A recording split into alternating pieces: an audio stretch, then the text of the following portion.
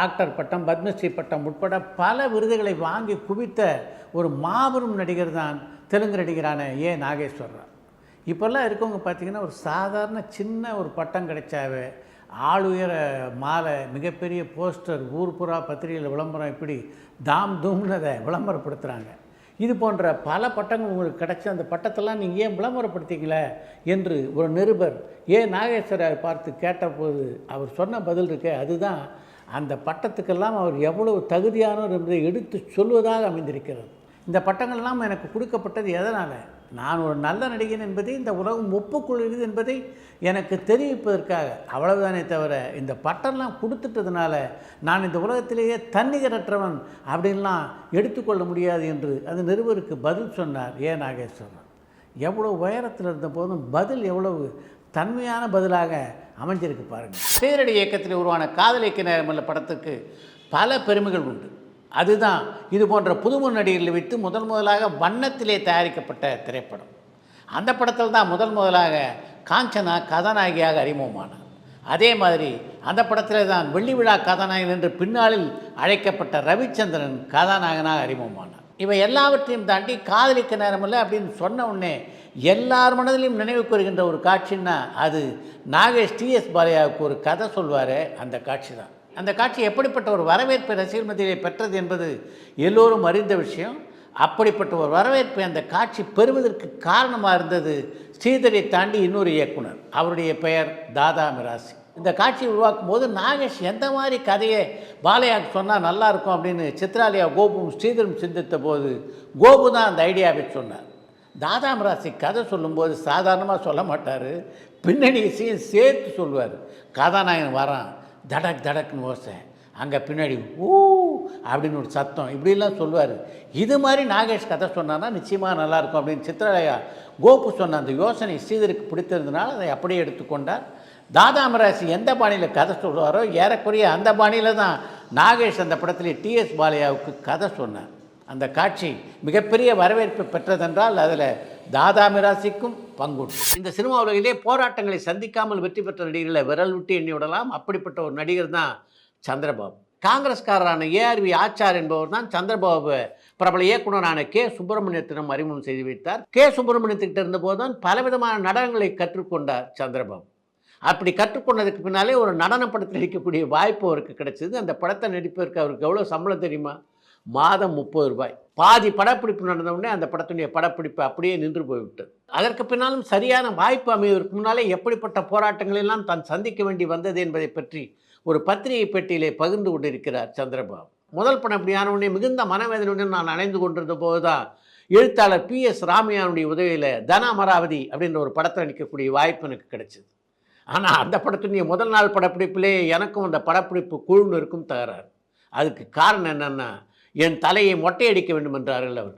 என் முடியை பொறுத்த வரைக்கும் சுருள் சுருளாக அழகாக இருக்கும், அதனால் நான் மொட்டை அடித்து கொள்ள மாட்டேன் என்று அவங்கக்கிட்ட நான் தகராறு பண்ணேன். அப்போது அங்கே இருந்த கதாசிரியர் புதுமை பித்தன் தான், மொட்டை அடிச்சுக்கப்பா, அதனால் என்ன, 2-3 மாதத்தில் வளர்ந்துட்டு போகுது முடி என்றார். அதற்கு பின்னாலே தான் அந்த படத்துக்காக மொட்டையடித்துக்கொள்ள நான் ஒப்புக்கொண்டேன். அப்படி என்னுடைய தலைமுடியை தியாகம் செய்து மொட்டையடித்துக்கொண்டு நான் நடித்த அந்த திரைப்படம் ஓடி எனக்கு சினிமாவிலே வாய்ப்புகளை பெற்றுத்தந்ததா என்றால் இல்லை என்பதுதான் துரதிர்ஷ்டம் என்று அந்த பத்திரிகை பெட்டியிலே பதிவு செய்திருக்கிறார் சந்திரபாபு. 2021ஆம் ஆண்டு இறுதியிலே மிகப்பெரிய வெற்றியை குவித்த திரைப்படமாக புஷ்பா திரைப்படம் அமைந்தது.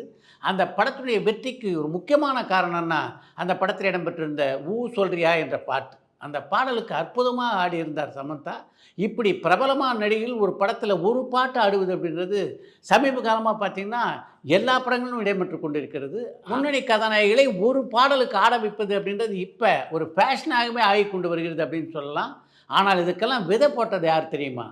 மாடர்ன் தியேட்டர்ஸ் அதிபரான TR சுந்தரம்.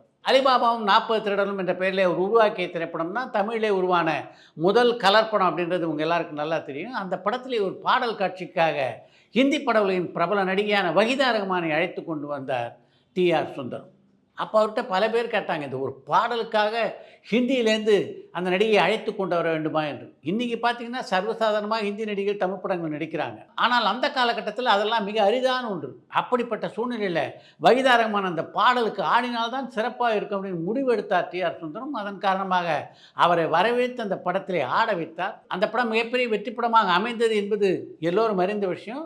அந்த வெற்றியிலே அந்த பாடலுக்கும் பங்குண்டு என்பதை எவரும் மறுப்பதற்கில்லை. ஏவி ஸ்டுடியோக்குள்ளே நுழைந்து அந்த ஸ்டூடியோவை ஒரு முறை சுற்றி பார்த்து விட முடியுமா என்று ஏக்கத்தோடு அந்த ஸ்டூடியோவின் வாயிலிலே நின்று கொண்டிருந்தவர் அந்த இளைஞர். அப்போது அந்த பக்கமாக சென்ற ஒருவர், என்கிட்ட ஒரு 10 ரூபா கொடு, நான் வேண்டுமானால் உன்னை உள்ளே அழைத்து செல்கிறேன் என்று அந்த இளைஞரிடம் கூறினார். அப்படி அந்த ஸ்டூடியோவுக்குள்ளே நுழைய முடியுமா என்று ஒரு காலத்திலே காத்து கொண்டிருந்தவரை அந்த ஸ்டூடியோ அதிபரே ஸ்டூடியோவுக்குள்ளே அழைத்து, என்னுடைய அடுத்த படத்தை நீங்கள் தான் இயக்கணும், அதற்கான முன்பணம் இதோ என்று 10 லட்ச ரூபா கொடுத்தா அவருடைய மனநிலை என்னவாக இருக்கும் அப்படின்னு யோசித்து பாருங்கள். அப்படிப்பட்ட ஒரு அதிர்ஷ்டசாலி தான் இயக்குனர் பேரரசு.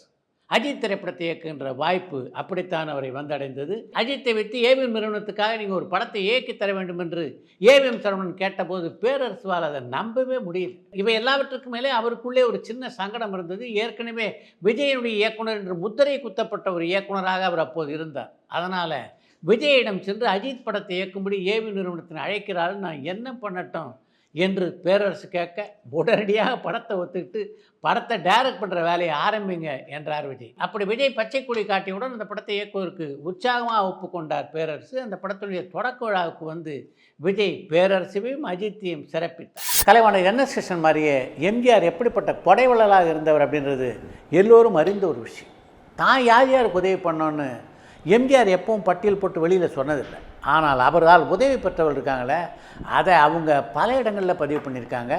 அப்படிப்பட்ட ஒரு நிகழ்ச்சியை தான் இன்றைக்கு நான் உங்களோடு பகிர்ந்து கொள்ளப் போகிறேன். அப்படி எம்ஜிஆரிடம் உதவி பெற்ற காக்கா ராதாகிருஷ்ணன் என்ற நடிகர் சொன்ன தகவலை தான் இன்றைக்கி உங்களோடு நான் பகிர்ந்து கொள்ளப் போகிறேன். இந்த தகவலை பகிர்ந்து கொள்வதற்கு முன்னால் காக்கா ராதாகிருஷ்ணனை பற்றி உங்களுக்கு முதல்ல நான் சொல்லி ஆகணும்.